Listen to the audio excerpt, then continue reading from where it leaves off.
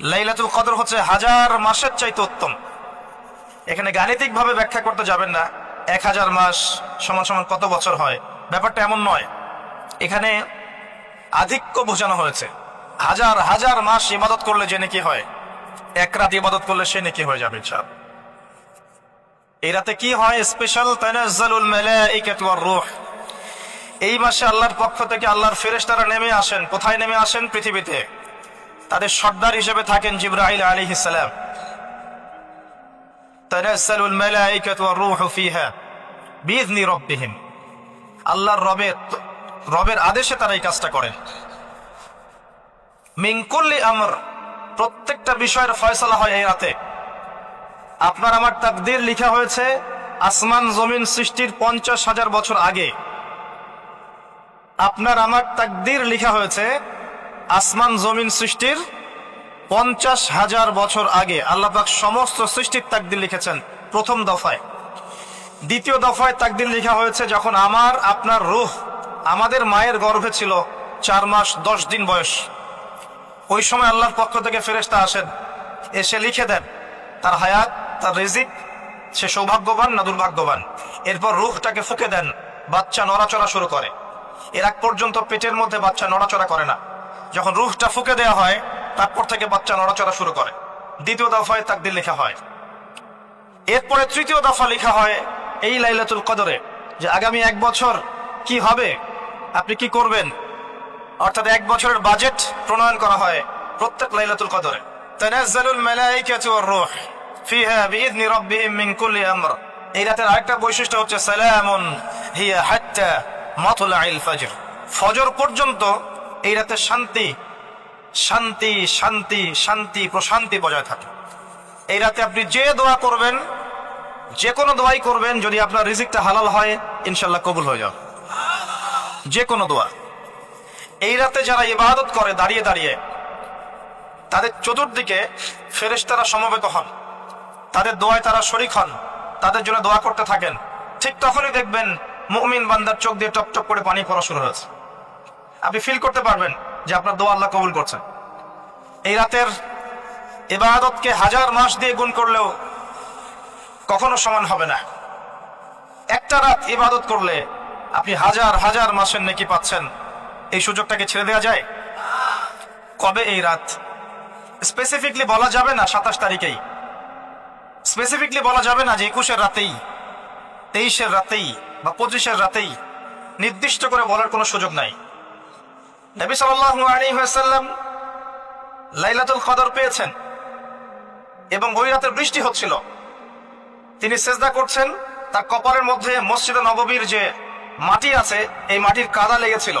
নবী করিম সাল্লাল্লাহু আলাইহি ওয়াসাল্লাম বলেছেন, লাইলাতুল কদর আমি পেয়েছি, কপালে কাদা মাটি ছিল, বৃষ্টি হচ্ছিল।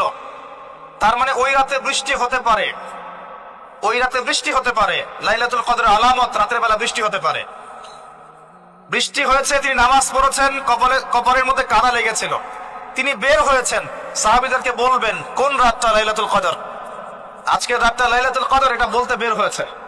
বের হয়ে দেখছেন দুজন মুসলিম আপোষে ঝগড়া করছে। লিসেন টু মি, দুজন মুসলিম আপোষে ঝগড়া করছে। আমরা বলি না যে মুসলিমদের মাঝে ইখতিলাফগুলো রহমত, আমরা বলি না? দুজন মুসলিম আপোষে ঝগড়া করছে।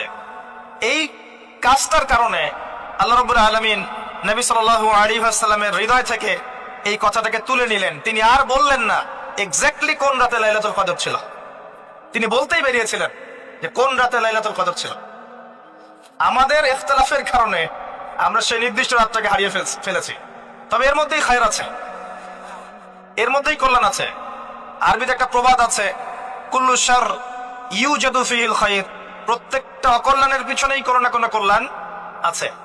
নির্দিষ্ট করে বলে দিলে আমরা বাকি রাতগুলো জাগতাম না। নবী সাল্লাল্লাহু আলাইহি ওয়াসাল্লাম এখন বললেন যে আমাকে ভুলিয়ে দেওয়া হয়েছে কোন রাত, তোমাদের ঝগড়ার কারণে। অতএব তোমরা শেষ দশকের বিজোড় রাতগুলোকে তালাশ করো। শেষ দশকের বিজোড় রাত বলতে 21-এর রাত, 23-এর রাত, 25, 27, 29, এই 5টা রাতের যে কোনো একটা লাইলাতুল কদর। এই রাতে ইবাদত করলে এত নেকি হচ্ছে, কারণটা কি?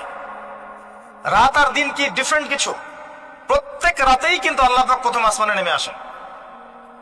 রাতে, শুধু শবে বরাতের রাতে নয়, শুধু নিসফে শাবানের রাতে নয়, কিন্তু প্রত্যেক রাতেই আল্লাহ পাক প্রথম আসমানে নেমে আসেন। তিনি কিভাবে নেমে আসেন এটা ব্যাখ্যা করার দরকার নেই আমাদের। আল্লাহ পাক বলেছেন নেমে আসি, বাস আসি। কারণ সবকিছু আমরা যুক্তি, বিজ্ঞান, দর্শন দিয়ে প্রমাণ করতে পারবো না। পারবো? আল্লাহ নেমে আসেন, ব্যাস নেমে আসেন। নেমে এসে আল্লাহ পাক কি বলেন?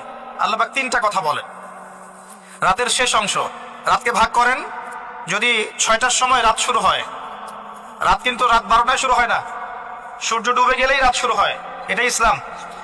এখন 6টা থেকে আপনি এই 5টা পর্যন্ত সময়টাকে 3 ভাগে ভাগ করেন। শেষের অংশ ধরে নেন যে 1টা থেকে 5টা, কথার কথা আমি এস্টিমেট করলাম, এই সময়টুকুতে আল্লাহ রাব্বুল আলামিন কাছে নেমে আসেন প্রথম আসমানে, অর্থাৎ তার রহমত নিকটবর্তী হয় এবং তিনি আহ্বান করতে থাকেন 3টা জিনিস। 1, কে আছো? আমার কাছে কিছু চাইবে, যা চাইবে আমি তাই দিব। 2, কে আছো? আমার কাছে ক্ষমা চাইবে, আমি তোমাকে মাফ করে দেব। 3, কে আছো? কে আছো আমাকে ডাকবে, আমি তোমার ডাকে সাড়া দেব। মানে এই সময় আপনি যা চাইবেন, ইনশাআল্লাহ আপনার আকীদায় যদি শিরক না থাকে, আমলে যদি বিদআত না থাকে এবং আপনার রিজিক যদি হালাল হয়, ইনশাআল্লাহ তাআলা আপনার দোয়া কবুল করা হবে। আল্লাহ পাক প্রত্যেক রাতেই নেমে আসেন। তাহলে লাইলাতুল কদরকে এত স্পেসিফিকলি ইম্পর্টেন্স দেওয়ার কারণ কি? একটাই কারণ, মনে রাখবেন, লাইলাতুল কদরকে মর্যাদা মণ্ডিত করার এবং রমাদান মাসকে শ্রেষ্ঠ মাস মর্যাদা মণ্ডিত করার একটা কারণ, only one reason behind it, সেটা হচ্ছে এই মাসে এবং এই রাতে আল কোরআন নাজিল হয়েছে। কথা কি বুঝতে পারছেন?